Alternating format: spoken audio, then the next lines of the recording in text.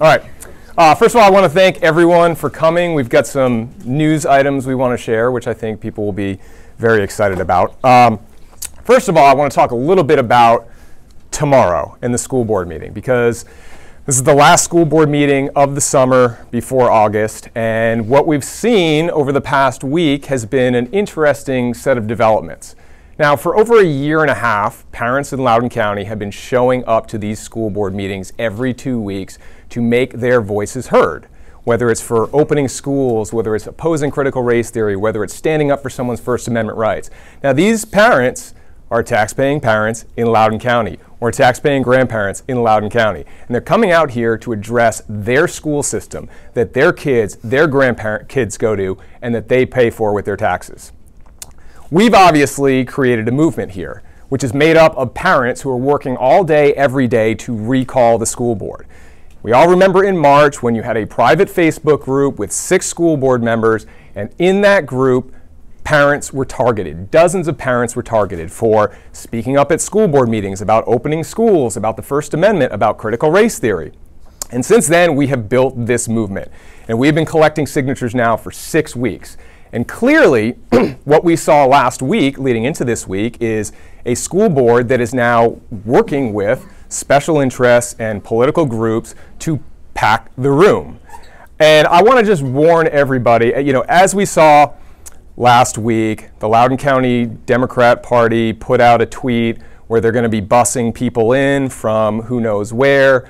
We've got special interests like the AFL-CIO coming in, Planned Parenthood, Equality Loudoun, and that's fine. Everyone can come in and say their piece. But I just want to be sure that we all know that we are about civil discourse. We're about exercising our First Amendment rights. And so if things happen, and if people start shouting or yelling or trying to provoke, just ignore. Go in there, speak to the school board, let them know what it is you think, and that is how we get the job done. Now, the second news item that I wanted to talk about today is the whole issue with this private Facebook group. That is what gave rise to this recall. That is what has fired up a community, because people are sick of disagreeing and having somebody else, when you have government officials in there especially, being called crazy or racist or fascist. They're tired of it. Just because you disagree with somebody does not mean that you should be labeled a bad person. This country was founded on the right to disagree. But now what do we see? Now that we're gaining traction, now that parents are speaking up and are taking action, you've got Media Matters writing hit pieces on parents because they happen to be a Republican. You've got the head of the teachers union retweeting it. You've got Loudoun Democrats saying they're all right. It's crazy. This is all nonsense. And it's important to know that this movement is about government transparency and accountability. So what I want to do is talk about the second list, or the second Facebook group that we discovered. It's called Loudoun Parents, Teachers, and Staff for Evidence-Based Safe Schooling. Now, this was a private Facebook group that included, this time, 7 school board members. The only school board members that were not in there were John Beatty and Leslie King.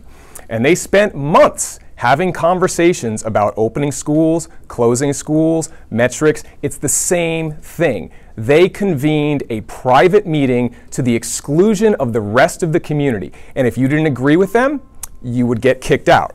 And these school board members were not shy about conversing in this room. In fact, even one of the things here says, I just learned that board members are limited in that no more than 2 board members can talk with each other at a time outside of official meetings. This measure is meant to ensure that board members not subvert the official processes.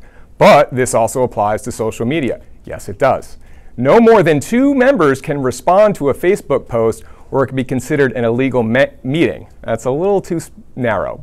So when we tag all the board members, no more than 2 can legally all respond. Of course, this was before the March group. So now we have 2 private Facebook groups on social media with a quorum of school board members discussing and hearing about school business. That would be like, for instance, if the school board decided they were going to have a comment session, but they were only going to invite their friends to the comment session. They weren't going to put out minutes. They weren't going to notice it. And if you were out in the community concerned about your schools, you don't even know about it. because they're doing it in private. So what you see here is a pattern in practice by the Loudoun County Public Schools of operating with without transparency, without accountability, and they keep getting caught. That is what this is about. This is about a parents' movement to take back our schools, to get a seat at the table with how our schools are run.